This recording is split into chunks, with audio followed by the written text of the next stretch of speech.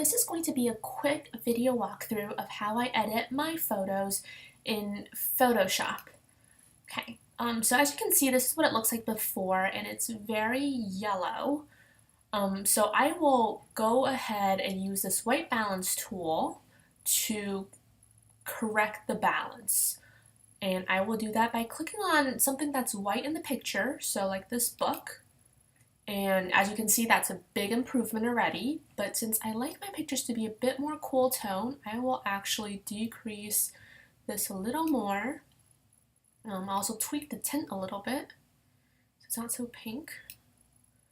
Okay, that's better.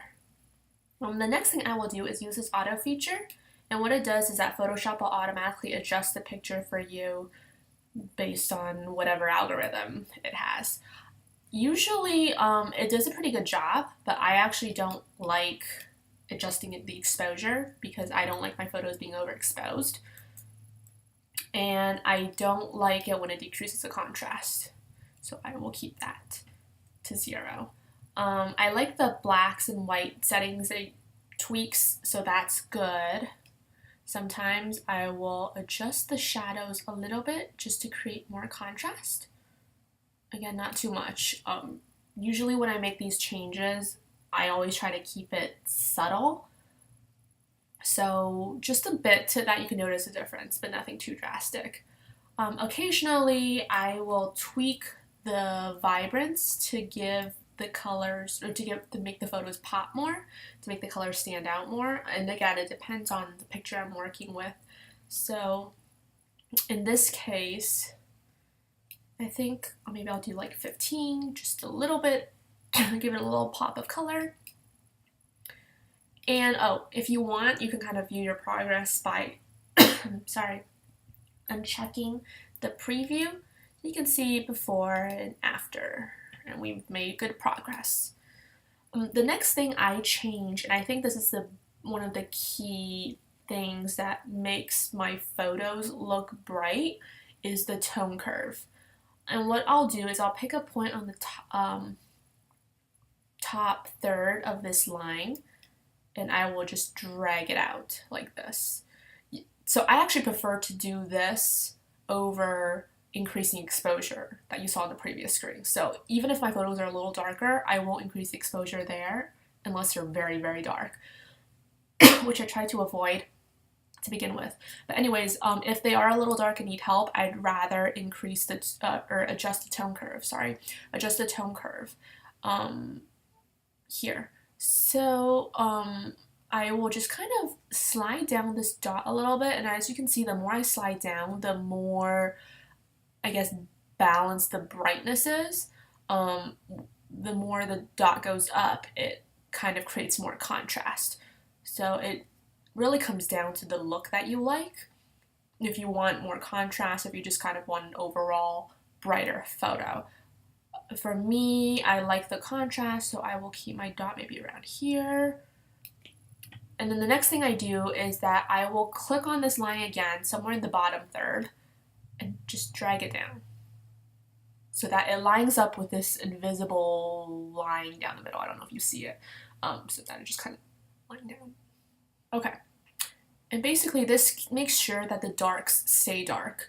So I like my blacks to be very black, my whites to be very white. Again, it's all about the contrast for me, and that's just my personal preference. But if you just want an overall brighter photo, you can just,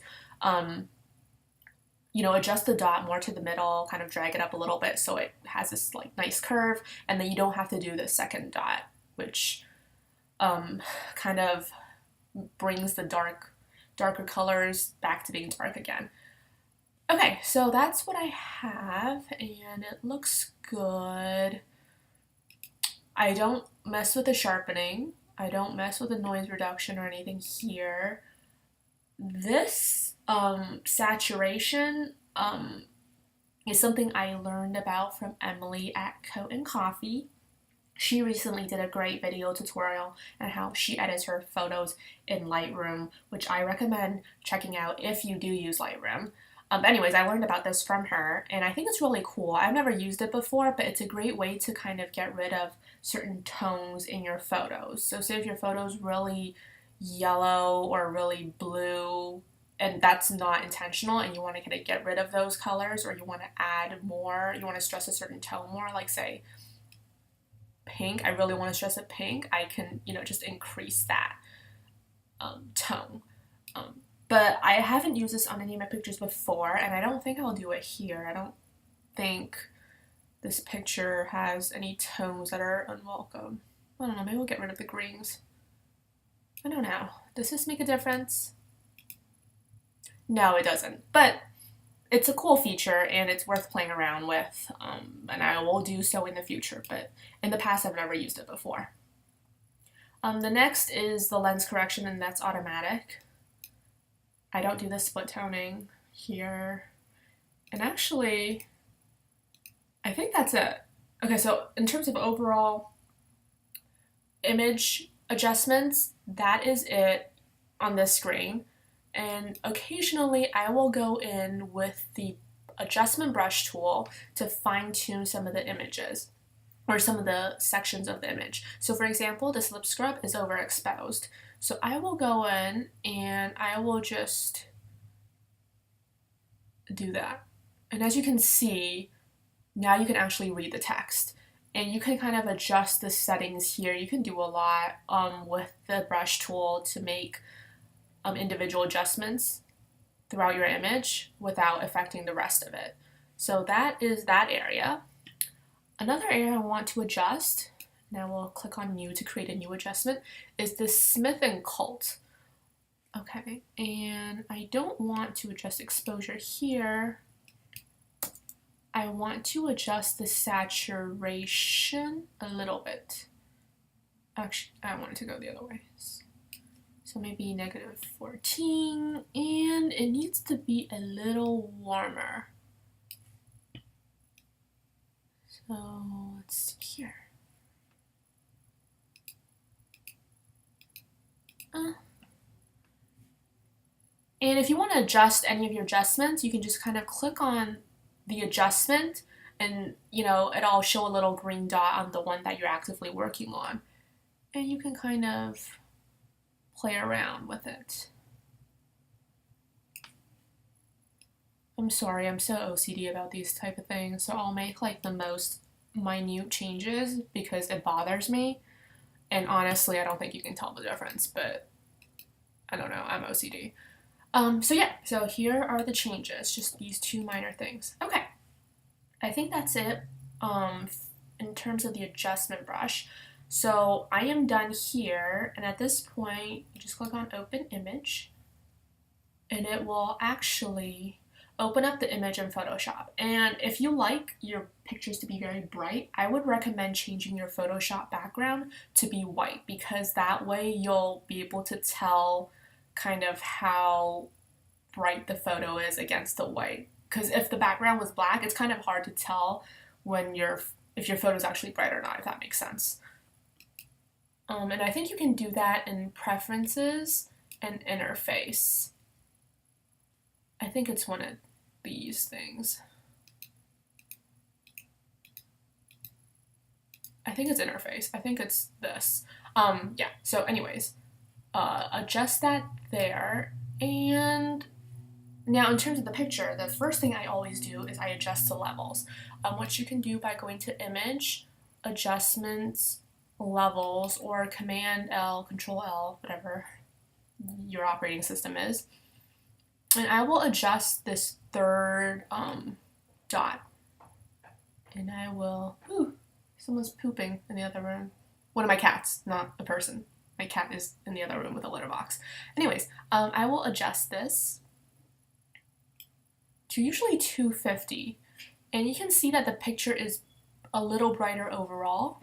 So this is after, before. See, it just kind of gives it that pop without, overexposing anything. And if you want, you can even tweak it a little more. And usually what I like to do is I like to go by the guideline. So you see when this curve starts going up, you kind of want to hit the mark, have the dot or the marker align with when it starts going up. That's usually a good indication, because once you start going past that, you start to see areas where it becomes overexposed, and it's just, I don't like that. So maybe 248. Okay, so I will do that. Then the next thing I will do sometimes is I will go in with the dodge tool, set the exposure to about 20%, and basically this allows you to kind of touch up certain areas that are a little darker in your pictures. And then just kind of go in like this. And it's a lot easier to do with the dodge tool, I think, than using the adjustment brush in the previous screen. I think that's a little more difficult to use personally, so I like to do this. And if there's certain areas where you feel like, oh, that 20% isn't enough, don't increase it. Just go back in that area again and go through it a second time, and it'll just be, it'll add on another 20% exposure. Okay. So I think that looks good. And I wouldn't go above 20 just because then it starts looking, you don't want that huge contrast. Because otherwise, it can look really funky if you have an area that's really bright next to an area that's not as bright. So it's always easier to keep it low and then build up if you have to. Okay, and the next thing that I always do is I sharpen my image. Not using the sharpen tool, but I use the high pass feature. The first thing you do is you have to duplicate your layer, so just drag it down here, creates a duplicate.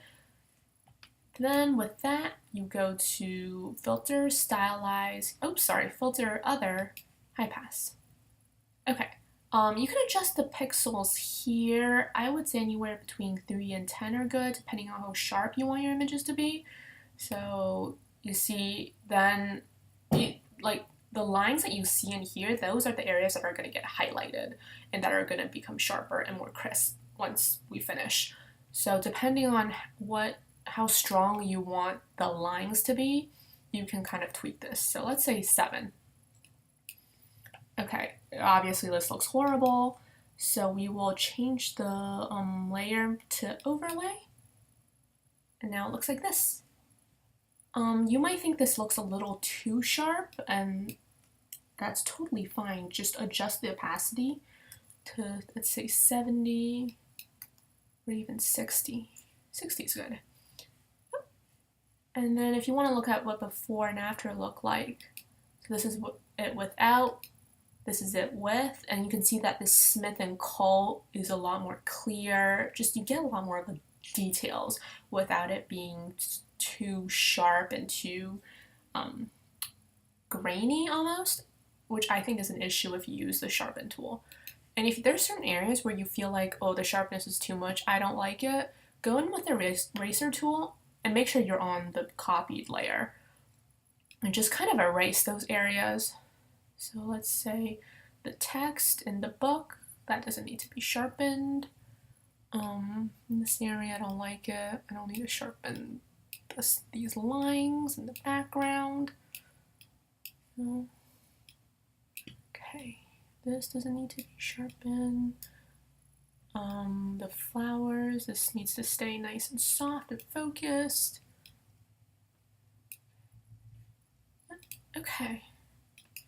Yeah. Okay. So I think that's good.